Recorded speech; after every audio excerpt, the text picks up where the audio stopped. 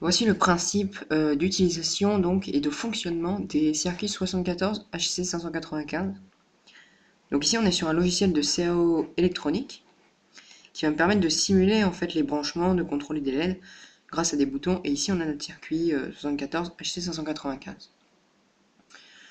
Ce qu'on va faire, c'est simplement contrôler les LED qui sont là, puisque celles-ci sont des indicateurs pour ces boutons, vous allez voir.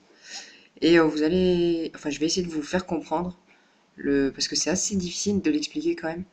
Le principe du décalage en fait, pourquoi on appelle ça un registre à décalage et comment ça marche, comment on va le piloter. Voilà, je vais mettre play ici, hop, voilà, ça se lance. Donc là on a deux LED qui sont allumées. En fait si elles sont allumées c'est simplement voilà pour ça. Si je fais ça, voilà, si je fais ça on a tout d'éteint, ça c'est normal. Donc là je vais mettre en on et c'est l'état que je veux pour cette LED là. Alors là elle s'allume pas, on le voit très bien, hein. Oups, voilà, elle s'allume pas. Si j'appuie là, elle est toujours pas allumée. Donc il va falloir la faire passer dans le registre avant. Il va falloir l'enregistrer si vous voulez. Donc là je vais appuyer ici. Donc là ça est enregistré. Et pour appliquer mes changements, je vais appuyer ici. Donc en fait, on a une entrée série, ouais, on va appeler ça. Non, enfin, ouais, entrée série. D'ailleurs c'est serial data, mais bon, en effet. Données série, donc. On va avoir sur le premier bouton les données série. Sur le second bouton, celui qui est ici, donc les données série, ça va enregistrer l'état de notre LED qu'on veut, etc., etc. Sur le second bouton, c'est la serial clock, c'est l'horloge série, et ça va simplement balancer l'état de cette entrée, ça va la balancer, ça va l'enregistrer dans le registre à décalage.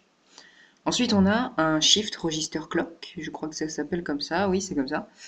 Et là, ça va en fait envoyer une impulsion qui va permettre de transférer ce qui est enregistré en physique, c'est-à-dire au LED. Alors, là j'en ai mis une. Je vous avais dit que j'allais mettre celle-là, évidemment, on comprend, enfin, il n'y a rien à expliquer, elle s'est allumée, c'est normal. En revanche, par exemple, si je veux allumer cette LED, c'est beaucoup plus compliqué parce qu'il va falloir que je traite l'état de toutes les autres avant. Par exemple, regardez, si je mets en off, si je mets en off et que j'appuie, ah oui, alors j'ai pas enregistré, voilà, et que j'appuie, hop, ça m'a décalé l'entrée. Et maintenant je peux remettre, enfin ça m'a décalé l'état. Maintenant je peux remettre en on si je veux. Boum, vous voyez. Alors le principe est pas très compliqué. En fait c'est simplement que hop, hop, vous voyez je décale à chaque fois, hop, hop, hop, hop, hop, et ainsi de suite. Le principe est assez simple en fait, hein, mais il faut vraiment le comprendre parce que c'est comme ça qu'on va le piloter ensuite dans nos programmes. Donc voilà, ça c'est le principe du 74 HC595. Et je vous propose de lire la suite de l'article pour voir ensemble comment on va contrôler ce type de circuit avec notre Arduino.